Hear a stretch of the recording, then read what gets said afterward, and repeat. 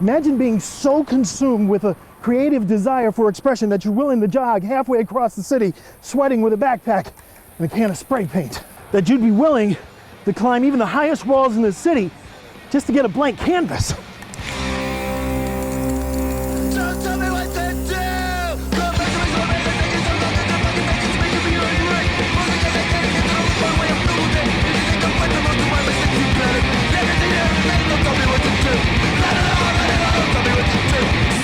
It's actually really good artwork. I mean, and it takes them like 45 minutes to maybe an hour. And I mean, it happens so fast and they're so good that, I mean, who wouldn't want it on their building? The answer to that is simple. Pretty much anybody with a building. If you tag an area that you do not have permission or you do not own, that is vandalism. The city of Atlanta has been aggressive in its pursuit of taggers, making arrests and cataloging signet graffiti. But none of it's sanctioned, none of this is approved, so it's all crime at this point. Enzo's up, you can see one of the old Enzo tags. You can see kind of the graffiti culture here, one person on top of another person. That's a sign of disrespect, crew names, that sort of thing. Down at the bottom there. Officer Brad Ederly is one of APD's graffiti abatement cops. You can see Kerr.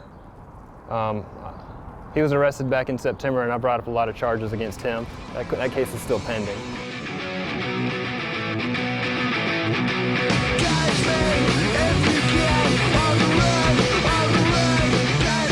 The police used computer software to index tags all over the city and came up with a remarkable discovery. We found out that basically a little bit over 65% of it was between 9 guys. They were doing a large majority of it, and that's why you've seen a little bit of a decrease since the arrest last year. The Old Fourth Ward and the Beltline are graffiti hotspots where many residents accept it as street art. I love the street art. It's colorful, it's artistic, it really gives character to the Beltline. But the street art poses a vexing dichotomy. Where does the graffiti end and the art begin? I like the art. The graffiti is a little annoying, but when you see the actual art, it's pretty nice. What is clear is that the two should never mix. And people are out here with beautiful art, and then you got knuckleheads that'll just go behind it and kill it. Marco Speed has been in Midtown for nearly 20 years. The restaurant's inviting yellow walls have not been immune to tagging. When I come to work, I might just have to paint over it with yellow paint because A, I didn't give you permission to do it, and A, who are you? But not everyone is so tolerant because the damage can be extensive and the penalty severe. Felony charges can come along a lot easier, I think, than people realize. It would be easy to lump all graffiti into the colorful cauldron of visual chaos and cognitive dissonance, but there is art here. Sometimes it starts out as a germ, like this tag, the seminal calligraphy of a youth named Lean. It was more about personal summits and exploration. Brandon Sadler evolved from tagger to muralist to artist to brand. His Rising Red Lotus oeuvres can be seen on walls on the Beltline and Studioplex. The orientation is up or vertical just to kind of adhere more to the Chinese character system. I have 3 different character styles: tiger, mantis, and snake. Having honed his skills in Korea, the Asian influences are clear.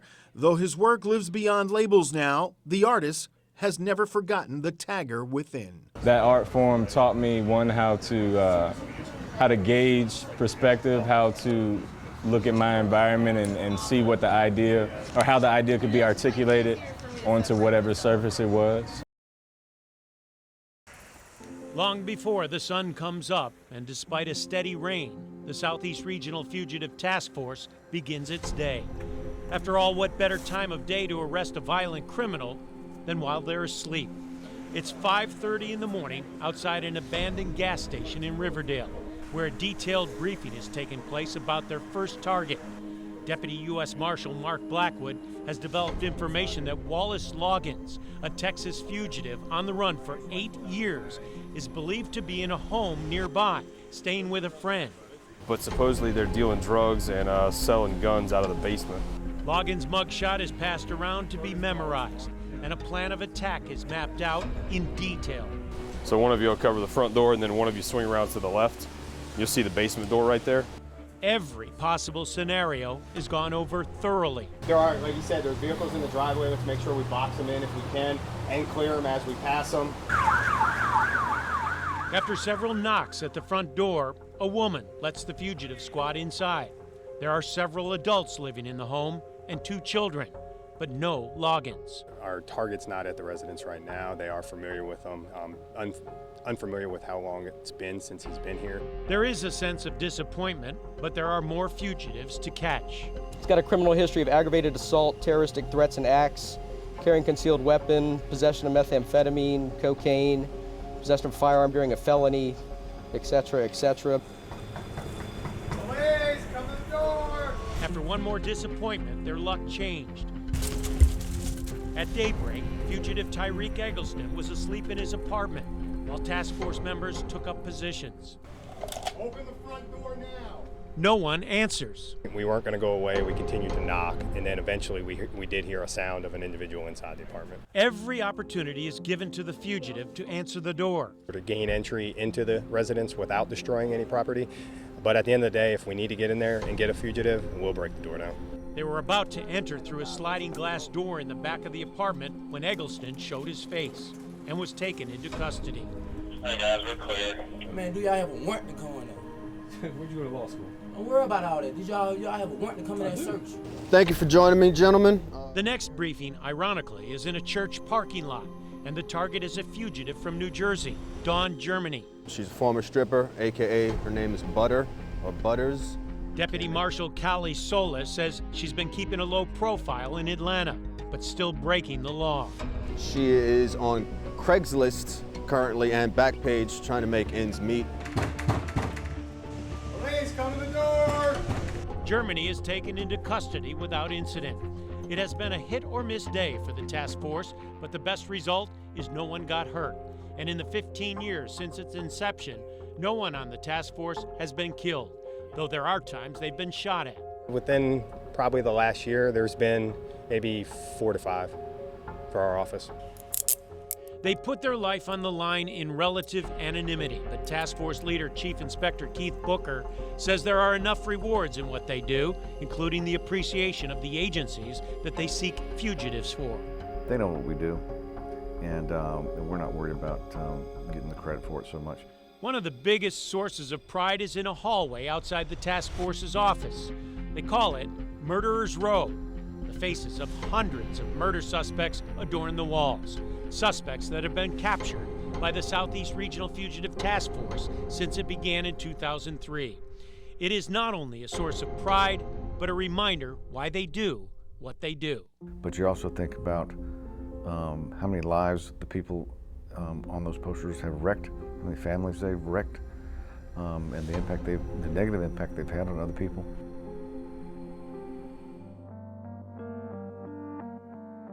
When it comes to Atlanta's popular in-town neighborhoods, it doesn't get more in-town than midtown. So when violent crime hit a sudden spike here a couple of months ago, the city responded immediately with a neighborhood summit that included police brass, members of the city council, and even the mayor himself. And I just came here tonight to tell you I get it, and I hear you loud and clear. Indeed, before the meeting was over, plans were already in place to hit the crime head on. Most of it, because there was one crime that neighbors were not confident the city could handle. The hotbed of prostitution on the corner in which I live.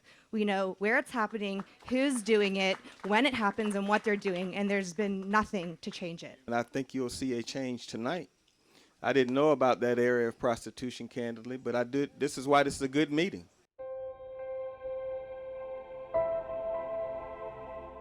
It is 10 o'clock, and it's time for the third shift in Atlanta's industry of vice to punch in for work. For the next 9 hours, these streets will belong to the hookers. They will look for the Johns who are looking for them, cruising down every street and alley and cut-through in a 1 by 1 mile square around 4th and Piedmont. One of those things that you got to keep an eye out for, and you keep an eye out for left and right, just because you don't want yourself to get stuck in any kind of situation. Many of the situations happen in plain sight. For example, we watched the man in this car, which we've blurred, solicit a streetwalker right in front of us. Indeed, our cameras were rolling as he followed her with the lights out, going the wrong way down a one-way street until he finally gets her in the car. It is a scene that's played out every day somewhere in Midtown. Midtown has changed over the last few years, and we have a lot of families who live here. So we're talking about moms and dads who are walking their kids to the bus stop and having to explain the people that they see on the street corner. It is an old story. In fact, it was an old story the first time I covered it 21 years ago. Hookers don't just bring Johns into the area, they bring drugs and crime as well. What no one can figure out is exactly why the prostitution here has become so endemic that it is now literally part of the landscape. Prostitution in Midtown is, as you know, has historically been there probably over 30 years. We at APD take that very seriously. It's a quality of life issue for the residents in that area. Major Scott Crayer is the new commander of Zone 5, Midtown. On this day, he is meeting with residents for a flashlight walk through the neighborhood. But he's no stranger here. He's a cop's cop who worked the streets with the Vice Unit. And along the way, he's learned that police cannot simply arrest the problem away. What we have to do is really think of what else we can do besides making arrests.